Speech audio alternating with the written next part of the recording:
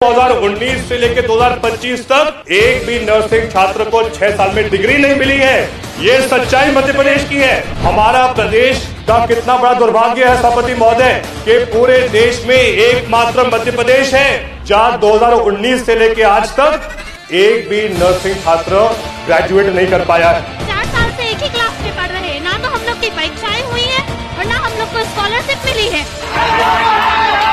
मध्य प्रदेश का नाम पिछले 2 दशकों से घोटालों और भ्रष्टाचार के बड़े मामलों की वजह से पूरे देश में गूंज रहा है। अभी व्यापम घोटाले की अग्नि में प्रदेश की प्रतिष्ठा धूं धूं करके जल ही रही थी, तभी मध्य प्रदेश में नर्सिंग घोटाले के रूप में छात्रों के भविष्य को जलाकर राख किए जाने की खबरें सामने आने लगी। व्यापम 2 के तौर पर देखे जा रहे नर्सिंग घोटाले में करीब 1.25 लाख छात्रों का भविष्य अधर में लटक गया। मध्य प्रदेश में नर्सिंग कॉलेज के कामकाज में भारी अनियमितताएं पाई गई। स्वास्थ्य शिक्षा विभाग के शीर्ष अधिकारी ऐसे नर्सिंग कॉलेज चलाते पाए गए जिनके पास कोई परिसर तक नहीं था। कई कॉलेज तो 2-3 कमरों में चलते हुए पाए गए तो कई सिर्फ कागजों पर मौजूद थे।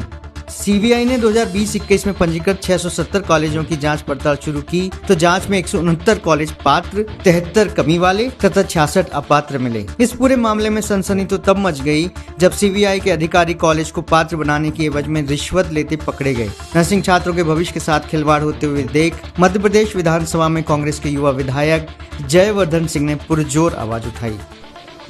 हमारा प्रदेश का कितना बड़ा दुर्भाग्य है सभापति महोदय कि पूरे देश में एकमात्र मध्य प्रदेश है जहां 2019 से लेकर आज तक एक भी नर्सिंग छात्र ग्रेजुएट नहीं कर पाया है। विश्वास सारंग जी, 2019 से लेकर 2025 तक एक भी नर्सिंग छात्र को 6 साल में डिग्री नहीं मिली है।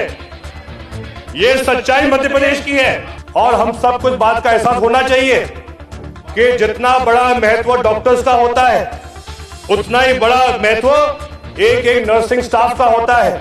कितनी अफसोस की बात है कि जहां अलग अलग छात्रों को डिग्री मिल रही है, इन नर्सिंग छात्रों के बच्चों को पूरी फीस जमा करने के बाद भी 6 साल में एक भी डिग्री भाजपा के राज में नहीं मिली है। जो बात माननीय सदस्य कह रहे थे, अगर कोर्ट ने रोका है तो इनके पापों के कारण रोका है। इनके द्वारा जो भ्रष्टाचार किया गया, फर्जी मान्यता दी गई, उसके कारण पूरे प्रदेश भर में दिक्कत आई है। 2 जुलाई 2024 को इसी विषय को लेकर माननीय अध्यक्ष महोदय ने हमको चर्चा का समय दिया था ध्यान आकर्षण के माध्यम से। सभापति महोदय, माननीय उप मुख्यमंत्री जी ने सदन में आश्वासन दिया था कैलेंडर के साथ, लेकिन सच्चाई ये है कि उन्होंने कहा था 2020-21 बैच की परीक्षा बीएससी सेकेंड ईयर की नवंबर 24 में की जाएगी। वो हुई नहीं हुई।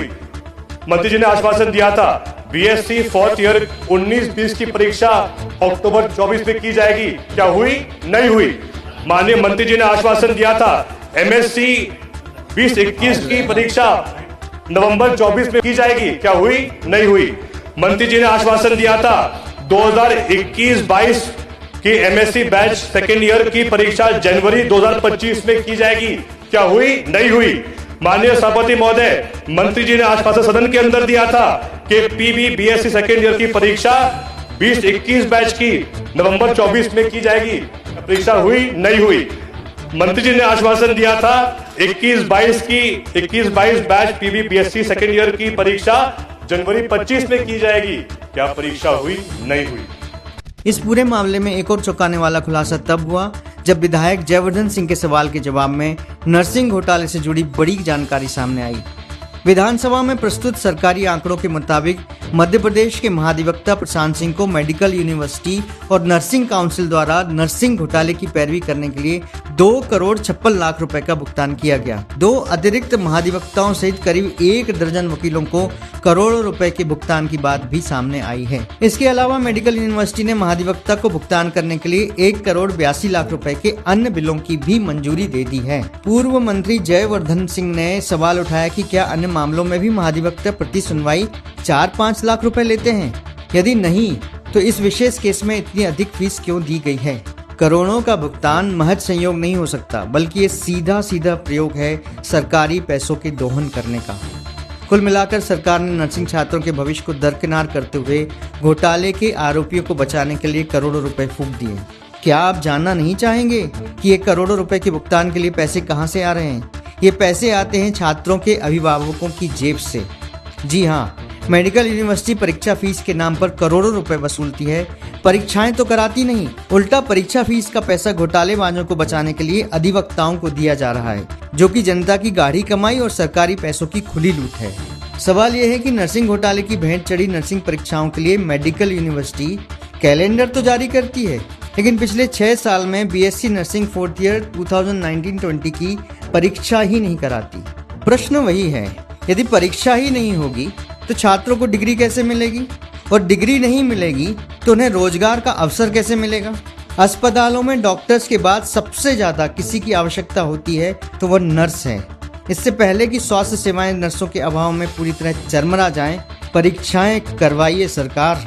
छात्रों को छात्रवृत्ति और डिग्री लेने के लिए कटोरा लेकर यूं सड़कों पर मत घूमने दीजिए।